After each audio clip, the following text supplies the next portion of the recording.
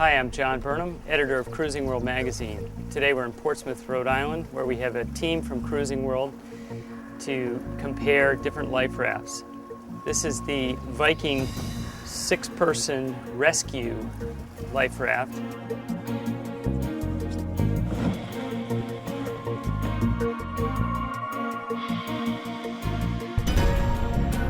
Which comes in a soft valise.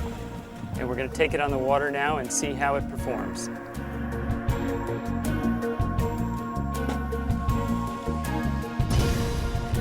This Viking RescYou raft was one of 9 life rafts Cruising World decided to inflate and climb into. The Viking is built to ISO standards.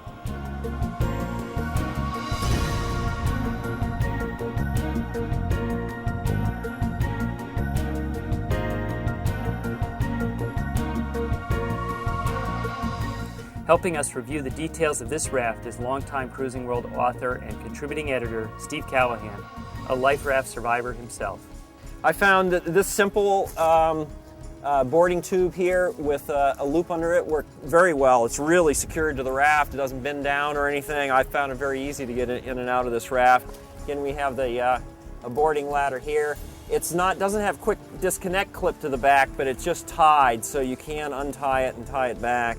Again, we have zippered closure, zippered all around, well sealed. These are natural rubber rafts. There were some comments when we were using the rafts that these natural rubber rafts have a smell to them that the other rafts don't, and it's not always the most pleasant. Here's their knife, which is right here at the entry opening. It actually does have its a place where it lives. It must have just come adrift. One really nice thing about this raft I want to call attention to. I love this. The equipment bag is secured against the side. You notice there's no mess all over the place in this raft, even though we've tipped it upside down and rewrited it.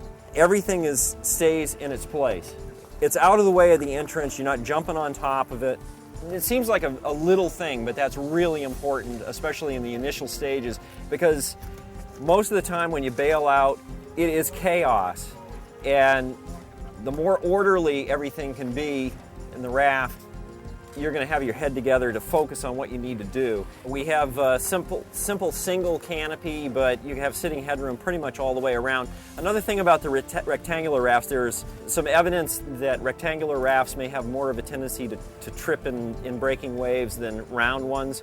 But on the positive side, they give you a lot of stretch out area. If somebody actually wants to lie down and sleep, other people can kind of get up on the edge and allow somebody to stretch out.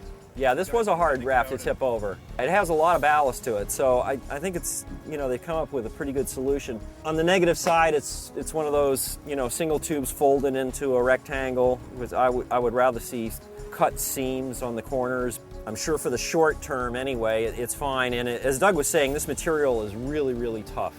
So it's got a rain catcher on the back. It doesn't have windows, but it's got a inspection port on the back. Another, I guess, downside of this raft is it doesn't have a double entryway. It wasn't pre-deployed, but the sea anchor is lashed right on the outside of the equipment bag. It's the so-called improved Icelandic style drogue.